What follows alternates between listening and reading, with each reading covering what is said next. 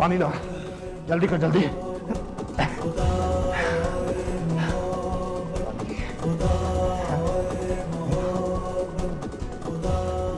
एक और घूंट दीजिए।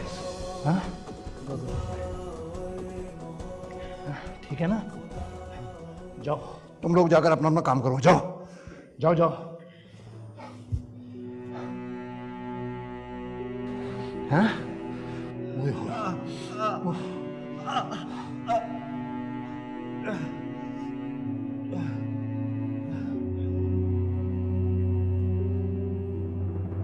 पागल हो गया था, ट्रेन के साथ भाग रहा था, मरना चाहता था।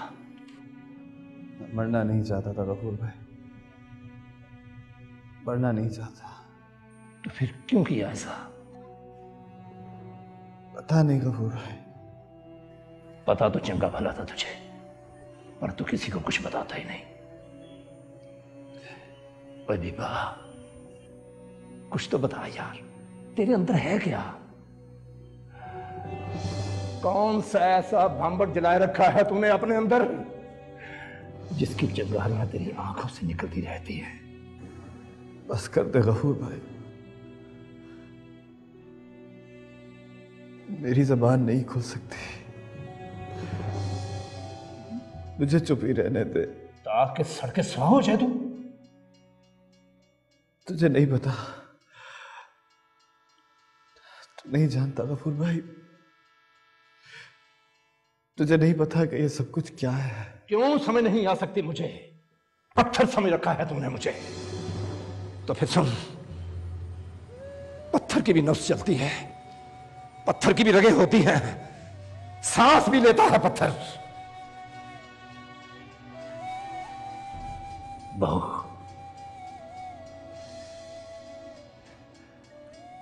बंदा बशर हंसता बोलता हुआ अच्छा लगता है यार।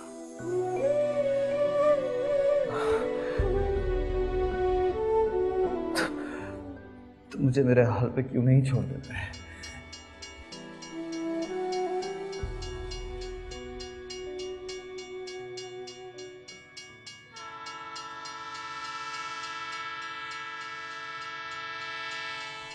जिस बात में तो खुश है ना, ठीक है।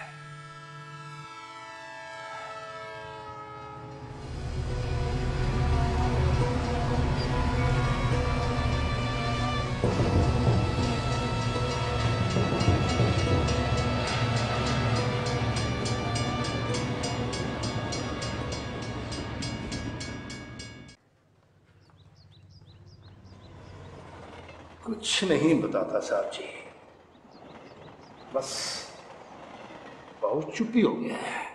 खैर, चुप तो वो शुरू से ही था, लेकिन उसने जो ये हरकत की है ना, ये सरासर दीवानगी। साहब जी, आप ही बताएं कि आखिर इसका मसला क्या है? गफूरे, इस उम्र में सिर्फ एक ही मसला होता है।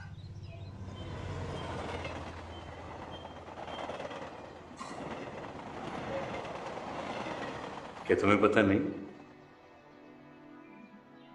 तुम इस उम्र में से नहीं गुजरे? जी साहब जी, आप ठीक कह रहे हैं। साहब जी, आप बहू के घर का पता क्यों नहीं लगवा देते? अगर दरवाजे पे दस्तक देने से कोई दरवाजा ना खोले तो फिर दीवार फलांग कर उस घर में घुस नहीं जाया करते। भाई, जैसे तैसे हम उसकी रखवाली कर रहे हैं, उसका पूरा पूरा ध्यान करते हैं, उसका ख्याल रखो। अच्छा, वो परसों डी साहब आ रहे हैं, तो कमरे को जरा अच्छी तरह साफ सुथरा कर देना, ठीक है?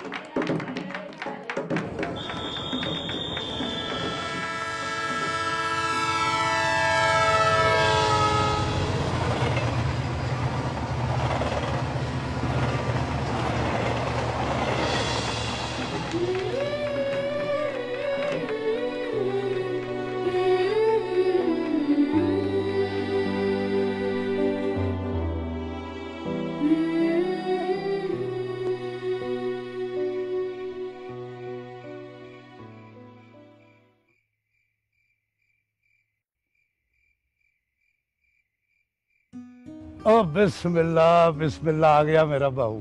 ओए ओए ओए बहू, ओए 212, ओए तेरी तबीयत तो ठीक है? हाँ मैं ठीक हूँ।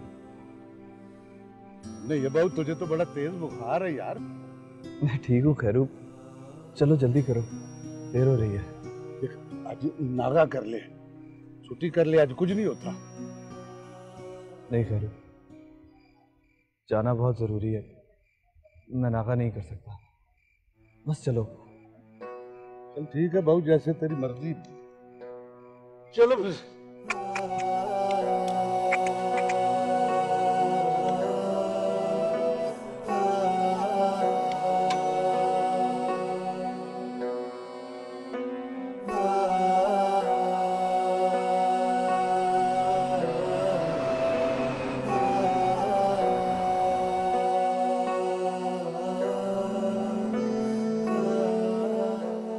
अस्सलाम वालेकुम मौलवी साहब।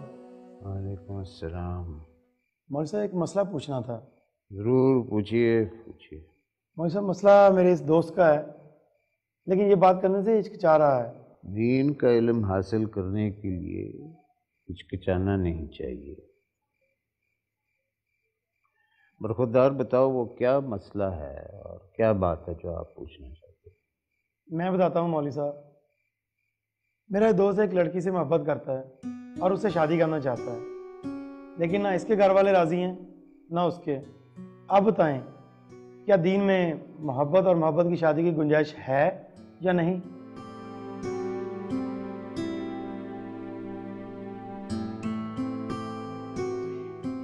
शादी से कबल लड़की और लड़का दोनों एक दूसरे के लिए नामहरम होते हैं।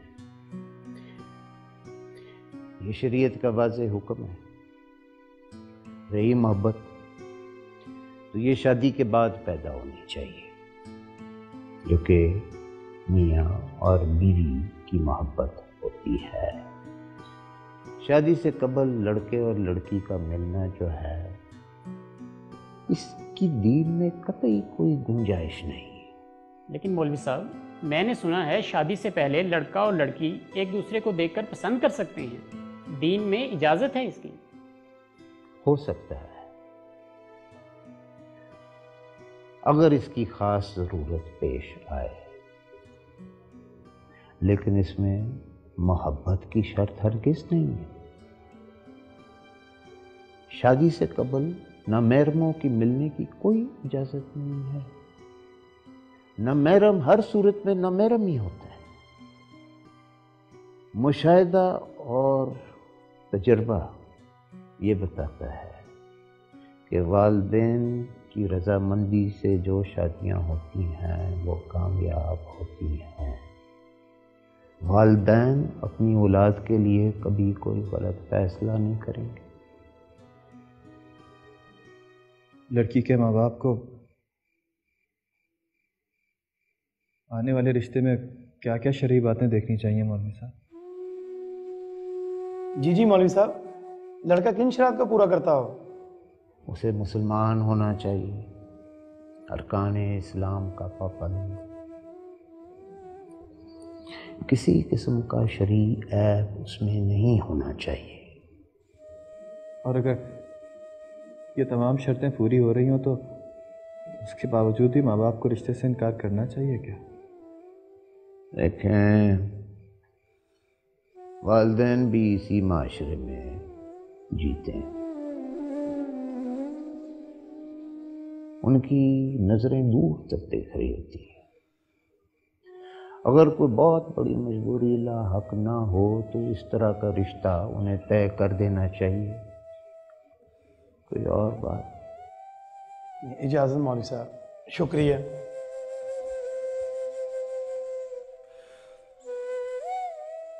बरखुरदार, रुको।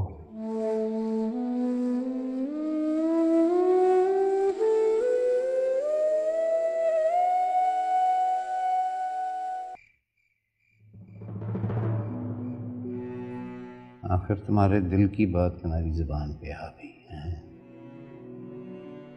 मुझे मालूम था कि ये दुआ ये इबादत और ये नमाज महज दिखावा है। मेरा और मेरे रब का मामला है, और किसी को भी दीनी मामले में फैसला सादिर करने का कोई हक नहीं है मौलवी साहब। फर्ज करें कि यह दिखावा भी है तो क्या इसकी हौसला अफजाई करनी चाहिए या हौसला शिकनी? हो सकता है कोई इसी तरह सीधे रास्ते पर आ जाए। अगर महज यही बात होती तो यकीन करो मेरा रवैया मुख्तलिफ होता, लेकिन ये बात नहीं है। तुम्हारे दिल की आरज़ू क्या है तुम भी जानते हो, मैं भी जानता हूँ। आपने मुझे लातीन होने का ताना दिया था मौलवी साहब। देखें मैं लातीन नहीं रहा। मेरा घर, मेरा खानदान आड़े आ रहा था, मैंने वो भी छोड़ दिया। अब आप और क्या? जो तुम चाहते हो वो नामुमकिन है। मैं हर नामुमकिन को मुमकिन करके दिखा सकता हूँ मौलवी साहब। आपसे उसका इनकार करने का हक नहीं छीन सकते। आप मुझसे इल्तिजा का हक भी नहीं छीन सकते मौलवी साहब। क्यों जिद कर रहे हो? रिश्ते आते हैं, इनकार होता है, इसमें कोई बेइज्जती की बात नहीं है। मौलवी साहब आप कोई भी शर्त रख दे, मैं हर शर्त पूरी करके दिखाऊंगा। कौन सी शर्त? कैसी शर्त? ये शर्त की बात नहीं है।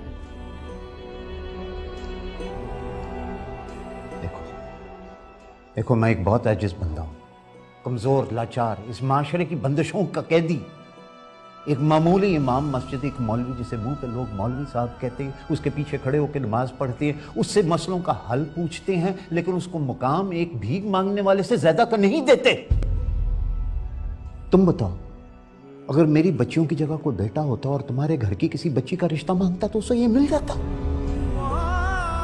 कोई दीन का और मजहब का मसला नहीं है, ये माशरे और उसके इक़्तिदार के मामले, ऊंच नीच का मामला है। तुम क्यों मेरी कमाई हुई इज्जत पे पानी फेरने पे तुले हुए हो? मैंने ये बहुत मेहनत से, बहुत जबर से ये इज्जत कमाई है। तुम जब इस मोहल्ले में आते हो तो मेरी रात की नींदें उड़ जाती हैं। तुम्हारे पागलपन की वजह से मेरी बच्चियों पे कोई तोहमत आ गई।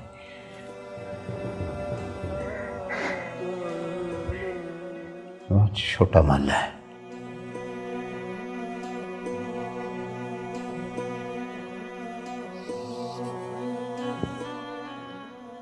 मेरी इज्जत तुम्हारे हाथों में। खुदा के लिए मेरे बुढ़ापे पे रहम करो, मुझे रुसवा ना करो। मौलवी साहब क्या कर रहे हैं आप? तो आप मुझे मेरी अपनी नजरों में गिरा रहे हैं। मौलवी साहब मैं यह सब कुछ कैसे? रिश्ता नहीं हो सकता। जो तुम चाहते हो वो नामुमकिन है, तुम्हें बता रहा हूँ। हमेशा एक कमिश्नर के बेटे कहलाओगे, मेरी बेटी एक मौलवी की बेटी कहलाएगी, तो वो अपनी वल्दियत नहीं बदल सकते। कोई अपनी वल्दियत नहीं बदल सकता। अगर तुम इस तरह सिद्ध करते रहोगे तो मेरे पास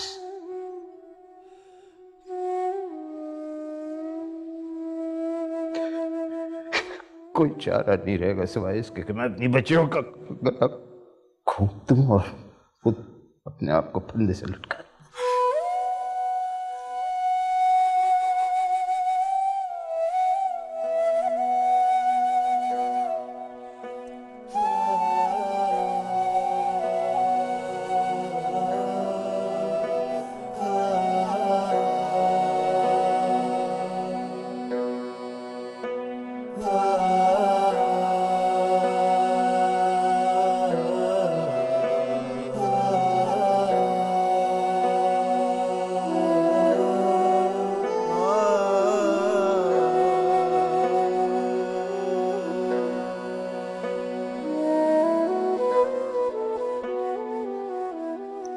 आपसे वादा करता हूँ मैं से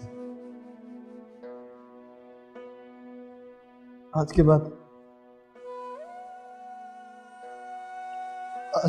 कभी आपके रास्ते में नहीं आऊंगा।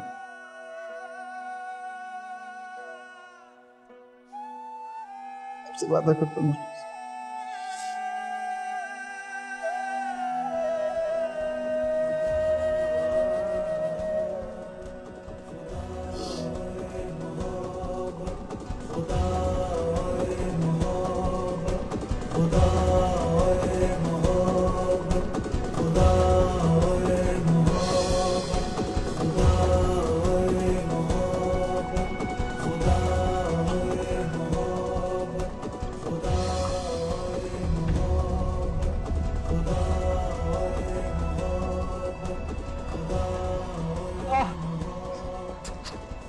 ओ बहू, ओ बहू, ओ खैरा, ओ बहू, ओ खैर, ओ चल बैठ। तुझे तुझे तो ताप चढ़ गया। बैठ बैठ शाबाश, बैठ जा बैठ जा। और मेरे मालका, मैंने कहा था इससे कि ओ हाथ पे सट लग गई है, दवाई लगा ले, अब चढ़ गया ना ताप। अल्लाह खैर करेगा, हौसला कर हौसला कर। बनते तो है नहीं। ओ खैरा खैरा कोई बात नहीं।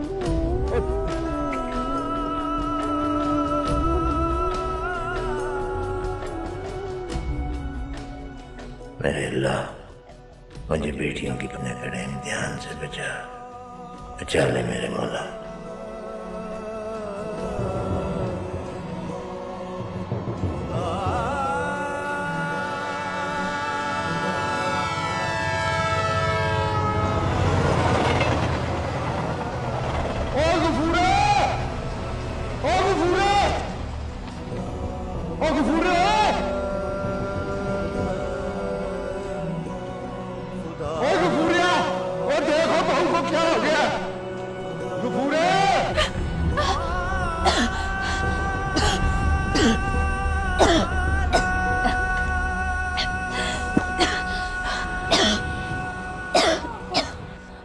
कोई ख्वाब देखा है क्या? डरो ना। नहीं नहीं आपी, सब कुछ सही है, सब कुछ ठीक है, ख्वाब था। क्या हो गया? आए आप इधर लेटे, मैं दुरूद शरीफ पढ़ के फूंकती हूँ। लेटे आप।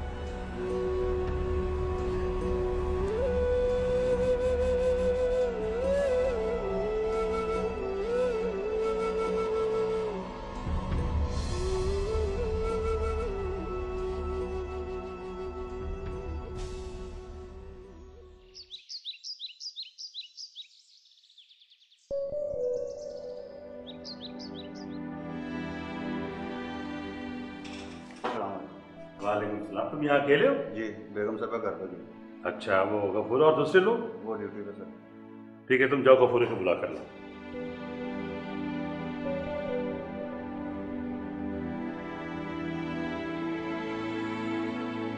अस्सलाम वालेकुम। वालेकुम अस्सलाम। मैं ज़रा घर गई थी, मैंने कहा कुछ यखनी वगैरह ले आऊं, पता नहीं इसने कुछ खाया भी है या नहीं। अभी तो बेहोश है, जिसमें बुखार में तप रहा। हाँ, बस अल्लाह करे इसका बुखार उतर जाए जल्दी से, बहुत तेज़ बुखार है, पता नहीं किस माँ का बेटा है। नजमा, मैं ये सोच रहा हूँ इसे हम अपने घर शिफ्ट न कर लें। यह है कि इसकी देखभाल भी ठीक हो जाएगी और फिर तुम भी घर पे रहोगी। मैं डॉक्टर साहब से बात करता हूँ। हाँ हाँ, आपने तो मेरे मुंह की बात छीन ली। आप बात करें, मैं भी यही चाहती हूँ। मैं भी बात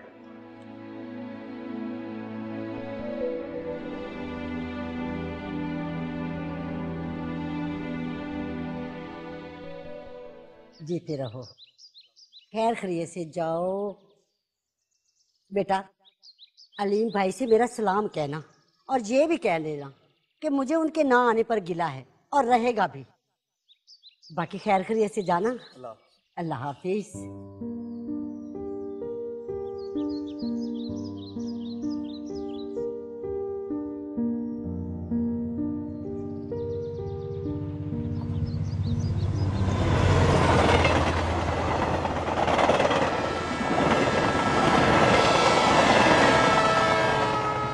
इज्जत तुम्हारे हाथों में। खुदा के लिए मेरे बुढ़ापे में रहम कर। हमेशा एक कमिश्नर के बेटे कहलाओ के मेरी बेटी एक मौलवी की बेटी कहलाएगी तो वो अपनी वल्दियत नहीं बदल सकते, कोई अपनी वल्दियत नहीं बदल सकता अगर तुम इस तरह।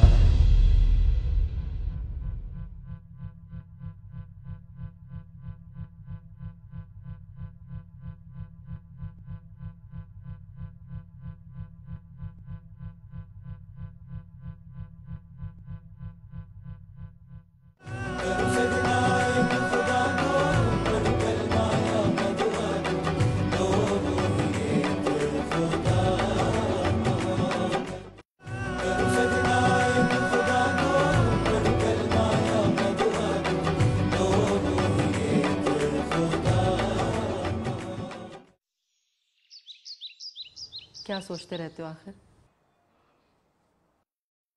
कुछ नहीं मैडम। मैडम? अच्छा, तो अब तुम मुझे मैडम कहोगे। देखो भाई, मैं तुम्हें एक मजे की बात बताती हूँ। जब मेरी नई नई शादी हुई थी ना सिद्दीकी साहब से, उस वक्त सिद्दीकी साहब गार्ड थे। एक दिन मुझे घुमाने ले गए ऐसे ही स्टेशन। अब वहां जो मुझे मिले कहे अस्सलाम वालेकुम मैडम, कैसी हैं मैडम। तो उस वक्त मुझे बड़ा अजीब सा लगता था कि सब मुझे मैडम क्यों कह रहे हैं, मैंने मैडम क्यों लगती हूँ। उस वक्त दुबली पतली लड़की सी थी ज़रा, लेकिन आज इतने सालों के बाद तुमने मैडम कहा है तो अब तो मैं वाकई मैडम लगती हूँ। तो आप ही बताएं मैं क्या कहूँ आपको। भाई ऐसा करो कि जो तुम चाहे। वैसे अगर तुम सिद्दीकी साहब को अपना भाई समझते हो तो मुझे भाभी कह लो, और अगर सिद्दीकी साहब को तुम अंकल समझते हो तो मुझे आंटी कह लो, और अगर मैं तुम्हें बहन जैसी लगती हूँ तो बाजी भी कह सकती हूँ, और अगर मैं तुम्हें माँ लगती हूँ तो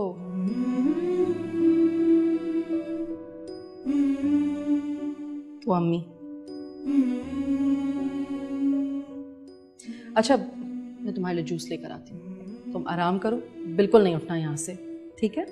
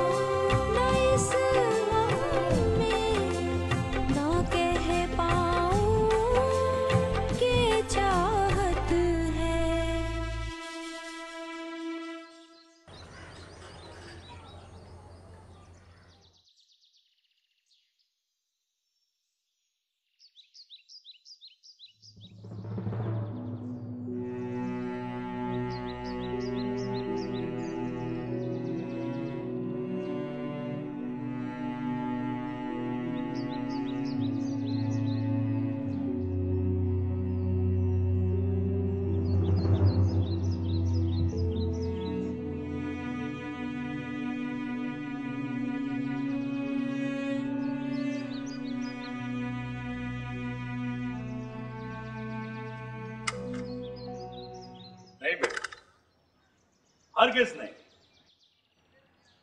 चलो सर प्लीज आप मुझे जाने दें, मैंने आपको पहले ही बहुत तकलीफ दी है, यही ना? अरे बेटा, तुम इस तकलीफ का मुआवजा अपनी दिहाड़ी में से कटवा लेना, ये तो ठीक है। हाँ अरे बेटा, हमें कोई तकलीफ नहीं। इसे हम अच्छे नहीं लगते शायद। हाँ शायद नहीं बाजी, ऐसी बात नहीं है। देखो बेटा, हम तुम्हें हमेशा के लिए तो नहीं रखेंगे ना, लेकिन जितने अरसे के लिए तुम्हें डॉक्टर ने कहा है रेस्ट करने, उतना अरसा तो रुकना पड़ेगा। आओ।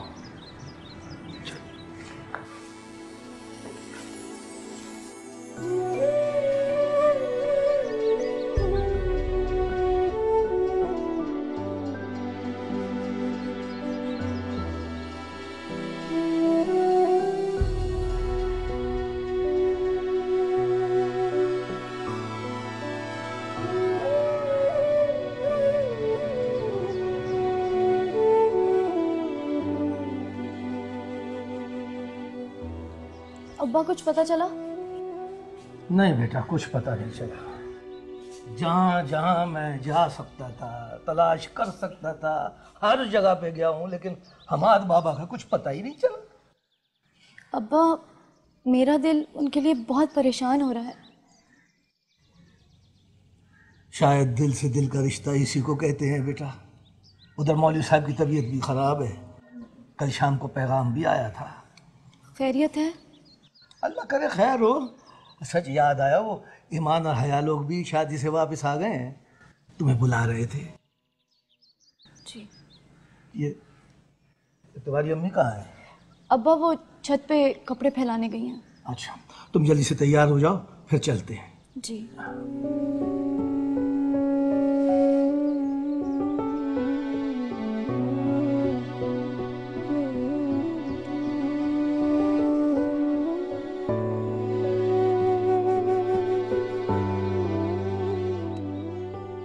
अब्बा जी, ये दूध पी लीजिए।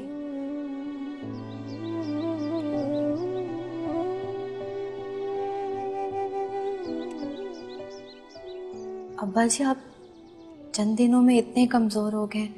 मैंने कहा भी था मैं नहीं जाती। कोई कमजोर नहीं हुआ। मैं हया को कहती हूँ आपको मालिश कर दे, बल्कि मैं खुद ही कर देती हूँ। नहीं। अब्दुल्ला कहाँ? पता नहीं अब्बा जी, मैं देख देती हूँ। रहने दो।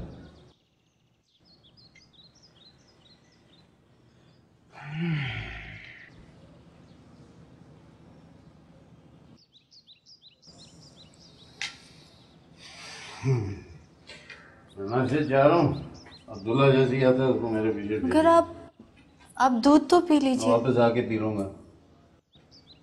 अब्दुल्ला को भेज देना मेरे पीछे। अब्बा जी खैरियत है ना? हाँ हाँ बेटा।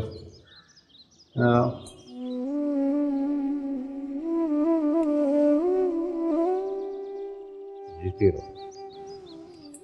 अब्दुल्ला को भेज देना।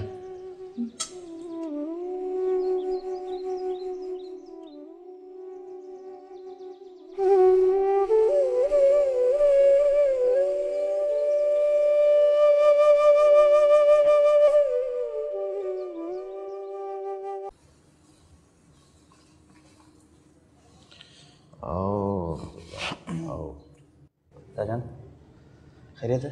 आपने मुझे बुलवाया? तुमसे कुछ कहना चाह रहा था, समझ नहीं आ रही कि किस तरह कहूँ। हालात ने मुझे यूं मजबूर कर दिया, लेकिन बाप भी हूँ। बाप की इज्जत, नामूस। ताजान, आप बात करें, क्या हुआ है? होनी तो ये बात घर की चार दीवारी में चाहिए थी, लेकिन वहाँ नहीं हो सकती थी। फिर खुदा के घर से बेहतर और कौन सी जगह? ताजान, आपके दिल में जो भी है खुल के कहें। ताजान, बल्कि आप हुक्म करें मुझे, और इस यकीन के साथ कि आपको वो बात दोबारा दोहरानी पड़ेगी।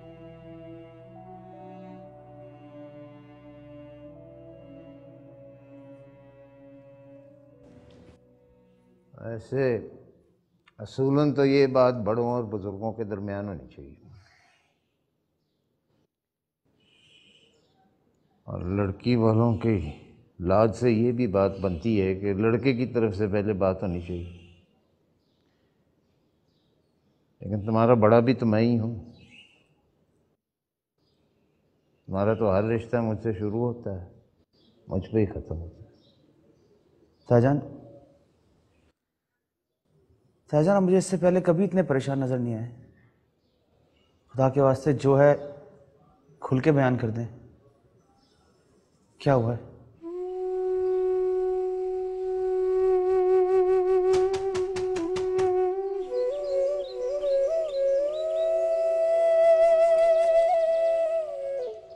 अस्सलाम वालेकुम चाचा। वालेकुम अस्सलाम। जीती रहे, सलामत रहे। मौलवी साहब कहाँ हैं? अब्बा जान तो मस्जिद गए।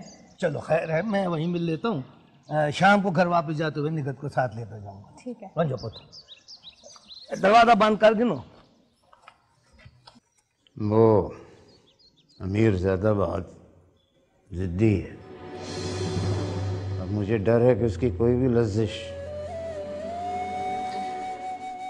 मेरी बेटी के कोरे दामन को, उस पर किसी बहुतान का दाग ना छोड़ दे। इसलिए बहुत सोच विचार के बाद मैंने ये फैसला किया है कि मैं ईमान का हाथ तुम्हारे हाथ में दे दूँ।